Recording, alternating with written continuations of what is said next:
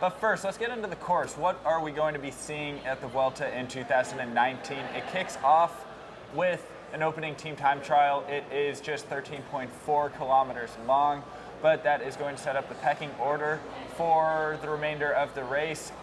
There is one other time trial event in the race, and it is actually not in Spain. It's in France, in Pau, where, if you will remember, the Tour de France just had its individual time trial as well, which was won by Julian Alaphilippe. They are different courses, and I am happy to say that the Vuelta time trial course is actually quite a bit harder.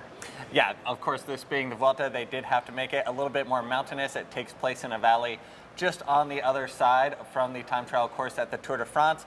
There are also 6 flat sprint stages, which is a bit of an anomaly for the Vuelta that tends to, even all the flat stages, finish on uphill. But this has drawn a really talented sprint field. We're going to have Sam Bennett, Fernando Gaviria, John Degenkolb, and last but not least, certainly Mark Cavendish. It'll be interesting to see how he rebounds from being left off the Tour de France roster by Dimension Data. Yeah, there is going to be a lot of sprinting action intermixed throughout the entire tour, all the way into the third week, and it does finish with a processional sprint into Madrid.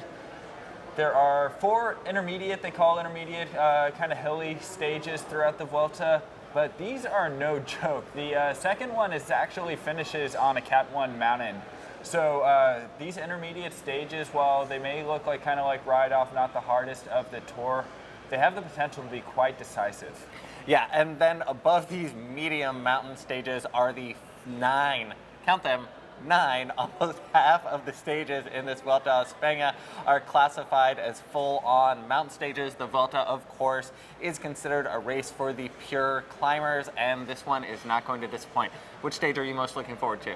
I am really looking forward to the stage in Andorra. It is stage 10, I believe. Actually, stage 9, I stand corrected.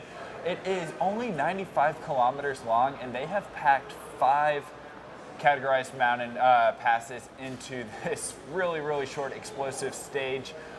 The final 20 kilometers have 3 climbs. They are just stacked one on top of another. It is going to be an insane stage. It's going to be so fun to watch from kilometer 0.